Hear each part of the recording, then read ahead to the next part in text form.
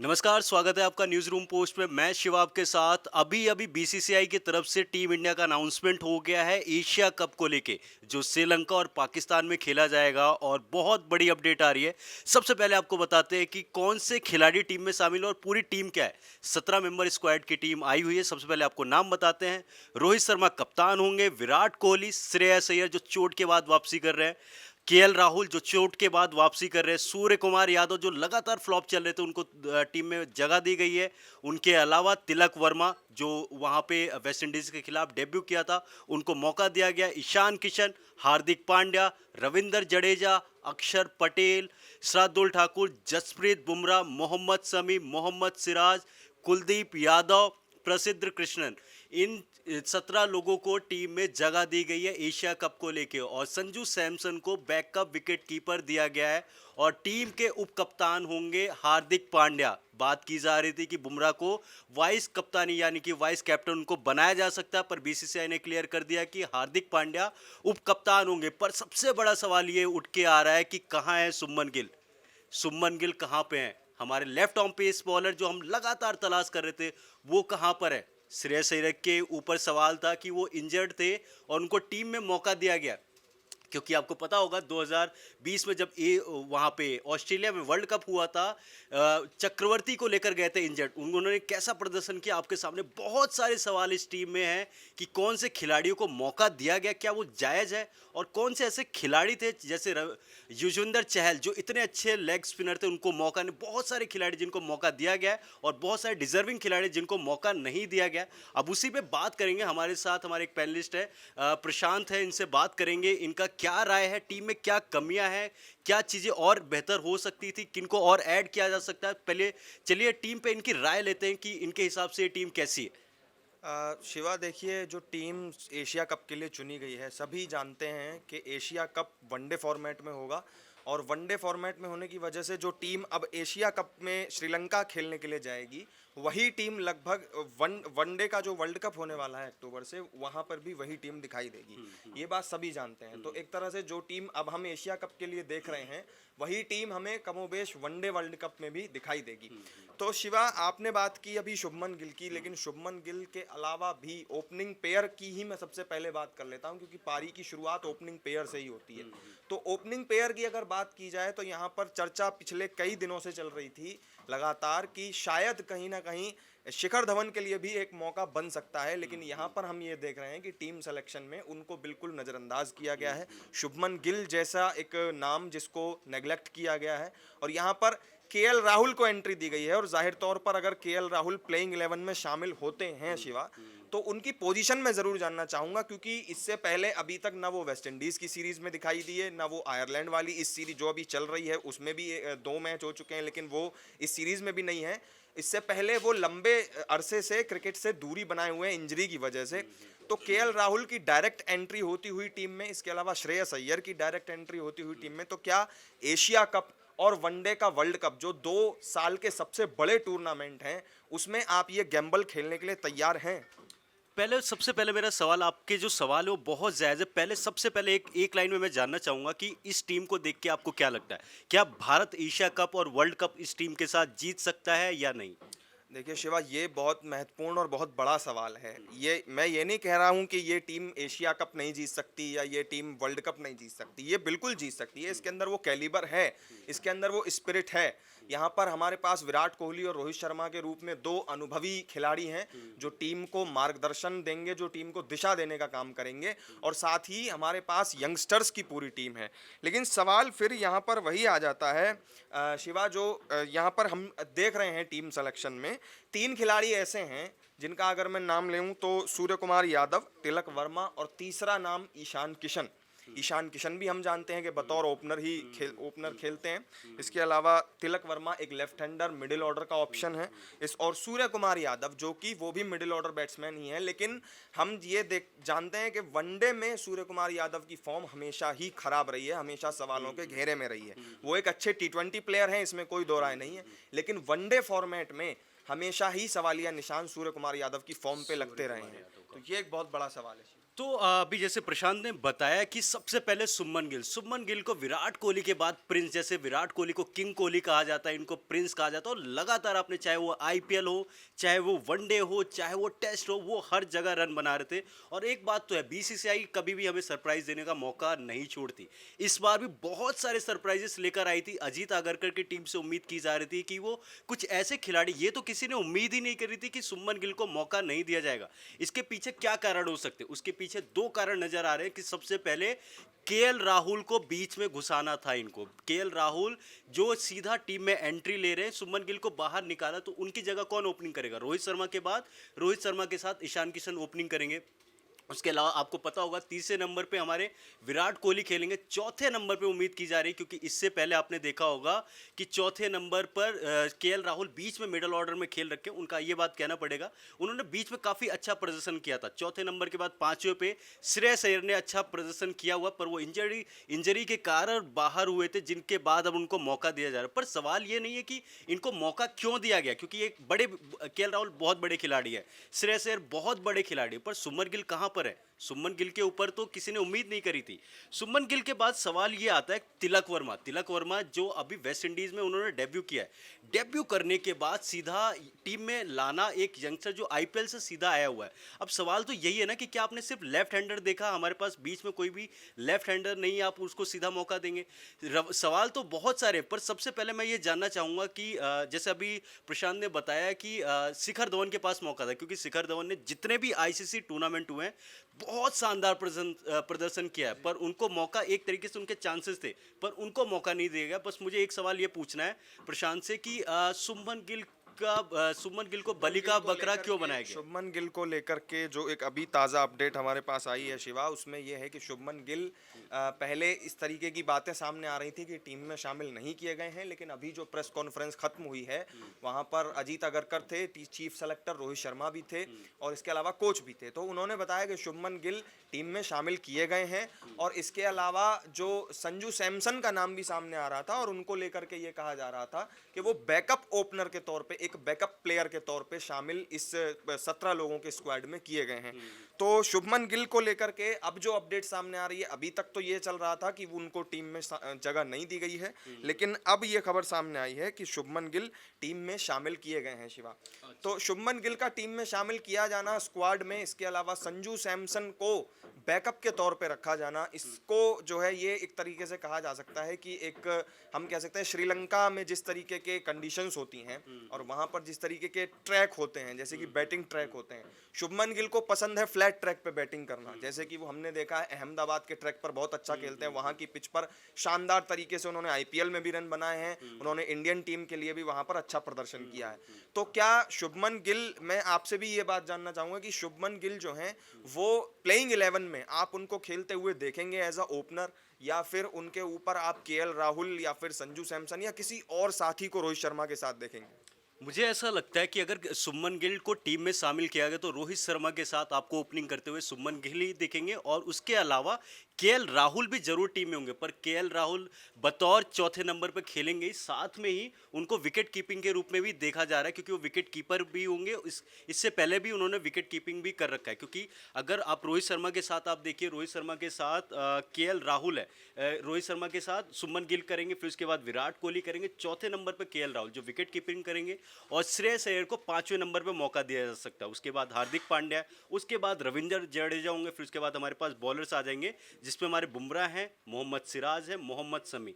अब सवाल तो ये है कि हमारे स्पिनर में कुलदीप यादव एक हैं हमारे, जो जिनको चाइना मैन के नाम से भी जाना जाता है, पर सवाल तो एक बहुत बड़ा उठ रहा है कि पूरे साल हम खिलाते हैं युजवेंद्र चहल को, ठीक है, वो पूरे साल खेलते हैं, पर जैसी वर्ल्ड कप आता है, जैसी बड़ा कोई टूर्नामेंट आता है, आपने 2 वर्ल्ड कप देखे होंगे, चाहे वो यूएई वाला देखा हो, चाहे आपने ऑस्ट्रेलिया वाला देखा हो, एंड मोमेंट पे या तो उनको टीम से बाहर कर दिया जाता है या फिर उनको टीम में लेके प्लेइंग 11 का हिस्सा नहीं बनाया जाता।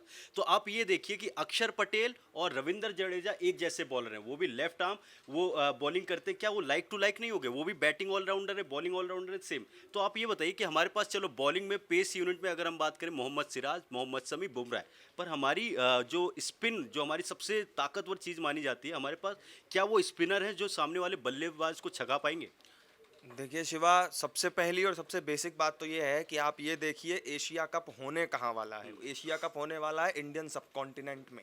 एशिया कप होगा श्रीलंका में। एशिया कप के कुछ मैच पाकिस्तान में भी होंगे, लेकिन ज़्यादातर मैच जो हैं वो श्रीलंका में होंगे। तो श्रीलंका में जिस तरीके की स्थितियां होती हैं, जो बैटिंग ट्रैक वहाँ पर होते हैं, जो पिच होती हैं, वो जाहिर सी बात है कि सब कॉन्टिनेंट की तरह ही स्पिन फ्रेंडली ज़्यादा होती हैं। तो स्पिन फ्रेंडली पिचेस पर आप लेकर के जा रहे हैं 6 तेज गेंदबाजों को और 3 स्पिनरों को। ये घालमेल मुझे समझ में नहीं आया कि 6 आप वहाँ पर आपके पास फास्ट बॉलिंग के ऑप्शन हैं, वहाँ पर आपके पास 3 केवल स्पिनर हैं, जिसमें कि आपने कुलदीप यादव को सेलेक्ट किया है, अक्षर पटेल को किया है और रविंद्र जडेजा तीसरे स्पिनर का विकल्प है, जो एक ऑलराउंडर के तौर पर भी टीम में शामिल किए गए हैं। इसमें कोई दो राय नहीं है कि रविंद्र जडेजा एक शानदार ऑलराउंडर हैं।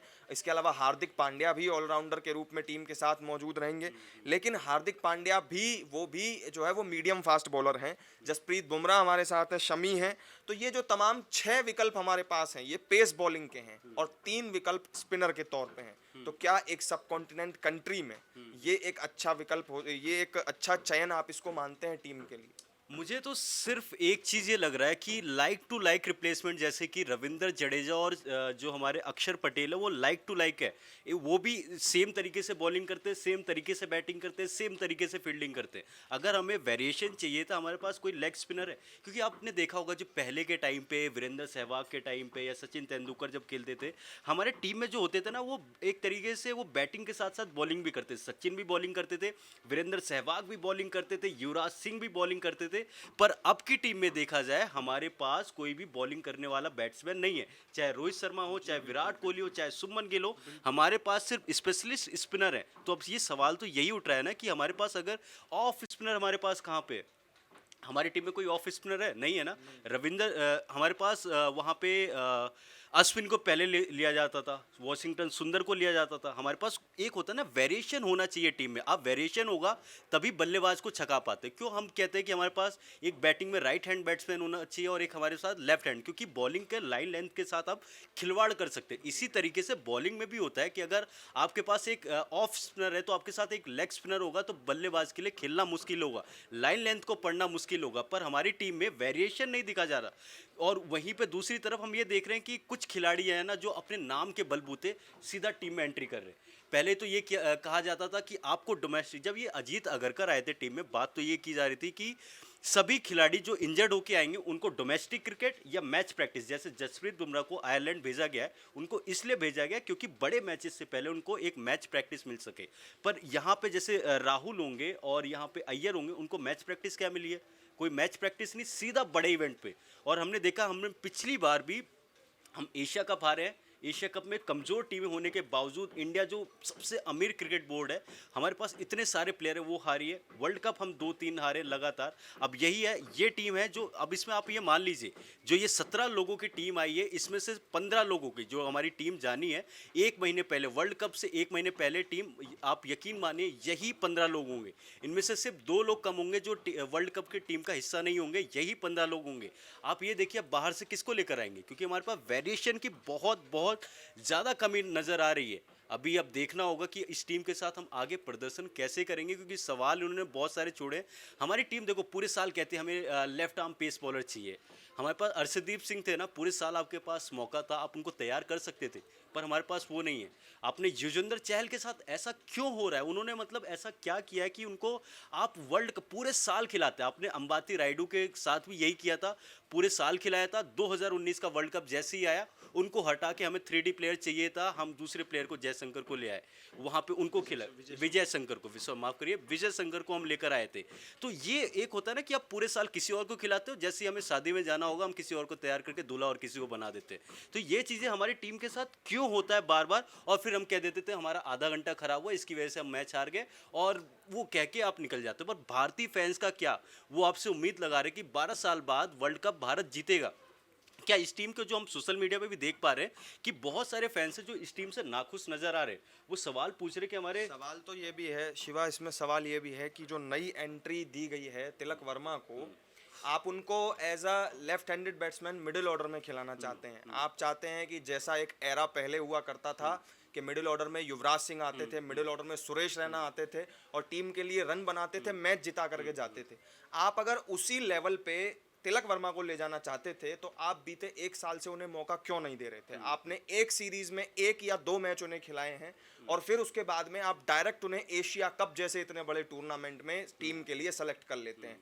क्या आप ये हम एश्योरिटी के साथ कह सकते हैं कि जिस कैलिबर के साथ तिलक वर्मा 1 मैच 2 मैच खेले, उसी कैलिबर के साथ वो एशिया कप में भी परफॉर्मेंस दे पाएंगे हमें, उसी वैसा ही परफॉर्मेंस अपना वो अगर वर्ल्ड कप के लिए चुने जाते हैं तो वहां भी दोहरा पाएंगे?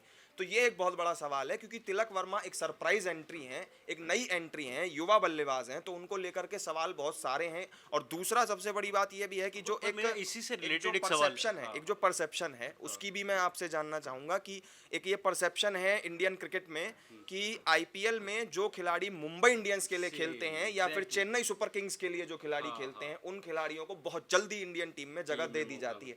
तो क्या सिर्फ यही एक योग्यता तिलक वर्मा के काम आई है? क्योंकि बीते 1 साल से हमने उन्हें ना कोई बड़ा टूर्नामेंट खेलते देखा, ना किसी बड़ी बायलैटरल सीरीज में उन्हें खेलते हुए देखा। तो एक बहुत बड़ा सवाल है शिवा, ये भी अपने आप में बीसीसीआई के ऊपर बहुत बड़ा सवाल उठता है। बीसीसीआई के ऊपर ये बात जैसे प्रशांत ने बताया कि ये सवाल इनके ऊपर हमेशा से उठता रहा है कि आईपीएल में जैसे आपको पता होगा मुंबई इंडियंस के कप्तान है Rohit Sharma, Indian cricket team के कप्तान है रोहित शर्मा। अब सवाल तो ये उठ रहा है कि तिलक वर्मा को मौका क्यों दिया गया? इसमें कोई दो राय नहीं कि तिलक वर्मा एक होनहार खिलाड़ी है जो आईपीएल में बहुत शानदार प्रदर्शन करके बड़े बड़े जो हमारे लेजेंड हैं उनको इम्प्रेस किया था। उनकी काबिलियत पे किसी को शक नहीं है। शक तो इस बात पे हो रहा है कि आप देखिए सूर्य कुमार यादव, सब कह रहे हैं कि टी20 के वो एबी डिविलियर्स हैं, वो 360 डिग्री शॉट्स खेलते हैं, पर अगर वनडे का रिकॉर्ड देखा जाए ना, उनका सबसे बुरा प्रदर्शन वनडे में रहा है। और वनडे वर्ल्ड कप एशिया भी होने वाला, एशिया कप भी 50 ओवर का फॉर्मेट है, वनडे वर्ल्ड कप भी 50 ओवर का फॉर्मेट है, उसमें भी अब वो कैसा प्रदर्शन करेंगे उसके ऊपर सवाल है। दूसरा तिलक वर्मा को ये बात ठीक है, टीम की सोच को हम बेनिफिट ऑफ डाउट ये दे सकते हैं कि उन्होंने ये सोचा कि हमारे पास जो मिडल ऑर्डर में कोई लेफ्ट हैंडर बैट्समैन नहीं है, तो हम क्या पता वो देंगे, स्ट्राइक रोटेट करने में थोड़ी सी हेल्प हो सकती है। पर सवाल तो यही उठ रहा है, आपका सवाल ये बहुत जायज़ है कि मुंबई इंडियंस के प्लेयर्स ज़्यादा है क्या, रोहित शर्मा कप्तान है इसलिए, ये बात तो हो सकता है कि थोड़ा बहुत तो वो मिलता है, इसमें कोई दो राय नहीं कि जो जिसके कप्तान होते हैं अपने खिलाड़ी से वो प्रभावित होते हैं, एक दूसरे को अच्छे से जानते हैं, उसका बेनिफिट ऑफ। लेकिन सवाल वही है ना शिवा कि अगर आपको तलवार का इस्तेमाल करना है तो भाई आप पहले उस तलवार को धार तो देंगे ना। आपको अगर किसी चीज के ऊपर वार करना है तो आप अपने हथियार को तो पहले उसको पैना करेंगे, शार्प करेंगे, उसे इस्तेमाल करने लायक बनाएंगे, तभी तो उसका इस्तेमाल करेंगे। अब आपने अपने उस हथियार को पिछले 1 साल से बिठाया हुआ था, फिर अचानक से आईपीएल में उनकी अच्छी परफॉर्मेंस कुछ मैचों में सामने आती है और फिर वो इंडियन टीम के लिए भी 1 या 2 मैच अच्छा खेल लेते हैं और डायरेक्ट उनका एशिया कप में एंट्री हो जाती है, उसके बाद फिर वर्ल्ड कप के भी वो एक प्रबल कैंडिडेट बन जाते हैं। तो इसी वजह से सवाल मैंने उठाया कि तिलक वर्मा जैसी नई एंट्री को अभी इस समय जो बहुत ही मतलब हम कह रहे हैं कि इंडियन क्रिकेट एक बहुत ही खराब दौर से गुजर रहा है। पिछले 13 साल से हम लोग तरस गए हैं, 12-13 साल से, कि हम एक अदद आईसीसी ट्रॉफी नहीं जीत पाए हैं। तो ऐसे नाजुक दौर में आप ऐसे नए खिलाड़ियों को मौका दे रहे हैं, वो भी तब जब आपने उनको शार्प नहीं किया है, आपने उनको तराशा नहीं है। जैसा कि हम एमएस धोनी के दौर में देखते थे, वो पहले खिलाड़ियों को तराशने का काम करते थे। जो नए युवा यंगस्टर आते थे, ऐसे बहुत सारे युवा हैं जो उनके दौर में आए, रोहित शर्मा आए, विराट कोहली आए, सबको उन्होंने तराशा और फिर उसके बाद उनको टीम में जगह मिली, तो आज वो टीम का नाम, आज वो देश का नाम रोशन करते हैं। तो इसी तरीके से क्या आपको नहीं लगता है कि पहले उन खिलाड़ियों को थोड़ा प्रॉपर स्पेस देना चाहिए, टाइम देना चाहिए, ताकि वो अपनी उस अच्छी फॉर्म को और निखार सकें और फिर उस निखार के साथ वो इतने बड़े टूर्नामेंट में जाएं? जैसे आपने एम एस धोनी का जिक्र किया, मैं आप सबने एम एस धोनी मूवी देखी होगी, उसमें एक आपने देखा होगा सीन होगा कि जब वीडियो कॉन्फ्रेंसिंग में टीम का चयन होता है तो वहाँ पे सिलेक्टर कहते हैं कि माही अभी तो 3 साल है, हम तो टीम अनाउंसमेंट बाद में करते हैं। तो धोनी एक बात कहते हैं वहाँ पे, सिर्फ 3 साल है, 3 साल यानी कि वो पूरा टाइम ले रहे थे कि अपनी टीम को बनाने। एक कोर ग्रुप होता है हमारी टीम की, अगर अब की बात की जाए पिछले 5-6 सालों से हमारा कोई कोर ग्रुप नहीं होता, यानी कि जो 10-11 मेंबर्स होते हैं जो परमानेंट खेलते हैं, जो आपको पता है यही वो खिलाड़ी हैं जो हमारे बड़े मैचेस में जाएंगे। आपको ये होता है ना कि प्रोसेस की बात हर कोई करता है, आजकल एम एस धोनी से सीख के हर कोई कहता है हम प्रोसेस में हैं, हम हार रहे कोई बात नहीं, एक तरीके से प्रोसेस हम यहाँ से सीखेंगे। पर आप अपनी गलतियों से सीख क्या रहे हो? गलती आपने 2019 के वर्ल्ड कप के बाद जो भारतीय टीम का एक तरीके से बहाना आया था, उनका ये था हमारे आधे घंटे खराब थे जिसकी वजह से हम मैच हारे। आधे घंटे खराब थे, राइडू को आपने पूरे साल खिलाया, उसकी जगह पे आप विजय शंकर को मौका दे रहे हो, ये गलती किसकी है?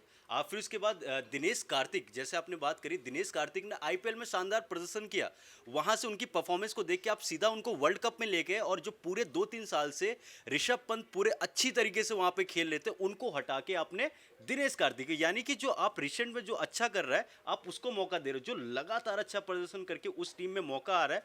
इस टीम में यही कमी नजर आ रही है। एक तरीके से होता है आप डेस्परेट हो, आपके अंदर पेशेंस नहीं है, आप एक तरीके से, एक होता है ना, आप दूर की सोच होती है, आप एक लंबी सोच रखते हो, आपको पता है कि आगे हमें करना है कैसे, वो एक तरीके से होपलेस हो जा रहा है। अब टीम को देखना होगा, टीम अपने हिसाब से, देखो हम ये सवाल नहीं कर रहे कि उन ये हारने के लिए टीम चुनी होगी, इन्होंने अपने हिसाब से बेस्ट टीम चुनी है, पर जो फैंस को लगता है ना यही गलती ये बार बार करते नजर आते हैं टीम में, वही लूफॉल हमें बार बार देखने को मिलता है। पर सिर्फ सवाल यही है कि जब आप गलती करते हो, एक बार करते हो, 2 बार करते हो, 3 बार करते हो, पर अपनी गलती से सीख क्यों नहीं रहे हो?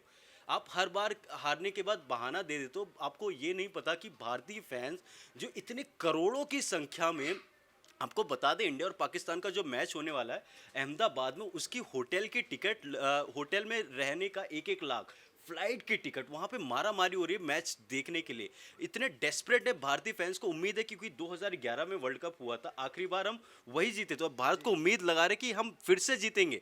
पर इस टीम को देख के अगर मुझे पर्सनली देखा जाए तो मुझे अभी भी इस टीम में कमी नज़र आ रही है। अभी भी वर्ल्ड कप के लिए टाइम, एक तरीके से हम कह सकते हैं 99% टीम यही होगी, पर हम उम्मीद कर रहे हैं कि अभी भी भारत के पास टाइम है कि इस टीम में चेंजेस हो सकते हैं। अगर उनको कुछ कमी लगती है, वो समय रहते ही एशिया कप के दौरान, एशिया कप के बाद इस टीम में उस कमी को पूरा कर सकते हैं। तो आप इस पे क्या कहेंगे? इसमें आप मुझे मैं बस सीधा सीधा बता दें कि क्या कुछ कमियां आपको नजर आ रही हैं, कुछ 1-2 पॉइंट में कौन कौन से खिलाड़ी होने चाहिए थे और किन को नहीं होना चाहिए अभी था? तक का जो हमारा डिस्कशन हुआ, कमियां कहीं ना कहीं मैंने अब एक तरीके से अपनी तरफ से बताई हैं। जो कुछ मुझे थोड़ा अजीब लगा सिलेक्शन को लेकर वो भी मैंने आपसे साझा किया है। लेकिन अब मेन जो, अब मैं अंत में आपसे बस ये सवाल पूछना चाहता हूं कि मतलब अब चूंकि पाकिस्तान से 2 सितंबर को मुकाबला है, पाकिस्तान भी अपनी 15 लोगों की टीम पहले ही चुन चुका है, तो वो जो पाकिस्तान की जो स्क्वाड है एशिया कप के लिए, और वर्सेस जो हमारी 15-17 लोगों की स्क्वाड है एशिया कप के लिए, इन दोनों की तुलना में अगर आप तुलना तुलना करेंगे दोनों टीमों की, तो इनको आप कहाँ खड़ा हुआ पाते हैं? क्योंकि वहाँ पर वही सब गेंदबाज हैं, वहाँ पर शाहीन शाह अफरीदी भी हैं, वहाँ पर नसीम शाह भी हैं, जिनके सामने हमने देखा था कि भारतीय बल्लेबाजों ने कुछ, उनका जो टॉप ऑर्डर था, अगर विराट कोहली को हम छोड़ दें तो कोई भी बल्लेबाज ना पिछले टी20 वर्ल्ड कप में अच्छा कर पाया, ना टी20 वर्ल्ड कप 2021 में जो हुआ उसमें अच्छा कर पाया। तो पाकिस्तान की कमोबेश टीम वही है जो पिछले साल उन्होंने खिलाई थी। हमारी टीम में कुछ नए चेहरे भी दिखाई दे रहे हैं और कुछ एक्सपेरिमेंट्स भी नए किए गए हैं।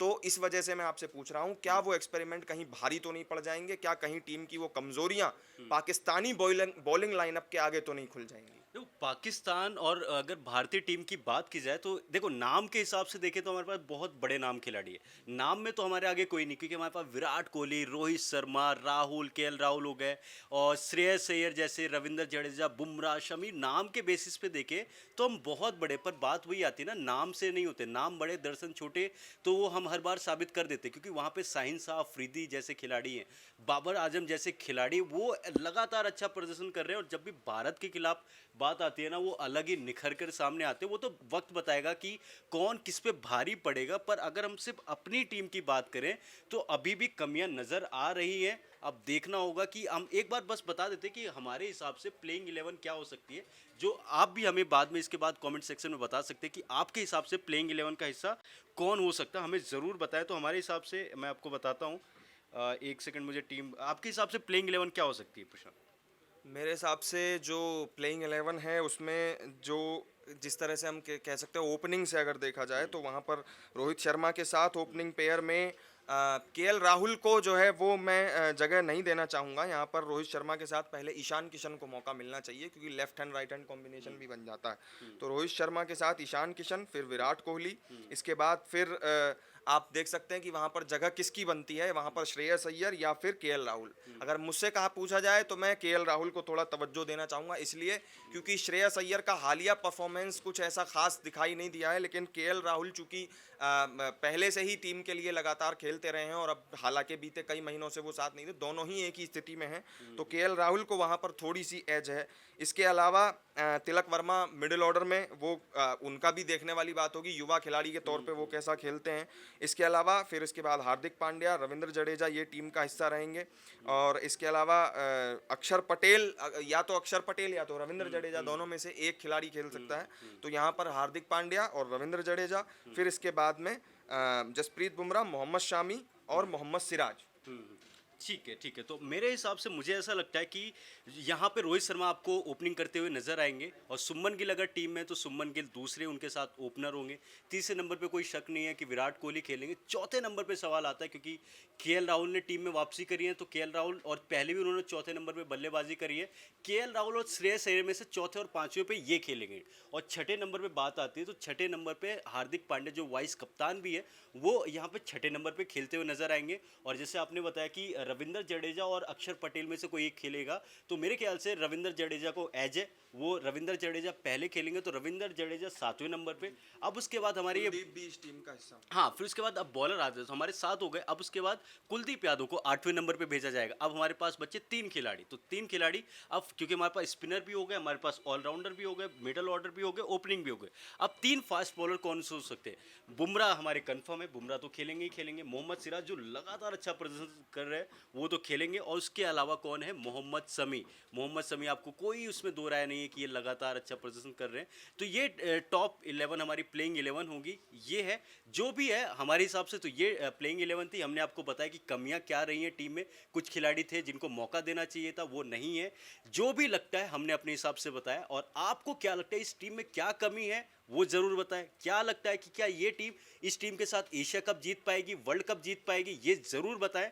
तो ये थी हमारी रिपोर्ट। बीसीसीआई ने टीम इंडिया का स्क्वाड अनाउंस कर दिया जो एशिया कप के लिए 17 मेंबर स्क्वाड अनाउंस किया। तो ये थी हमारी रिपोर्ट।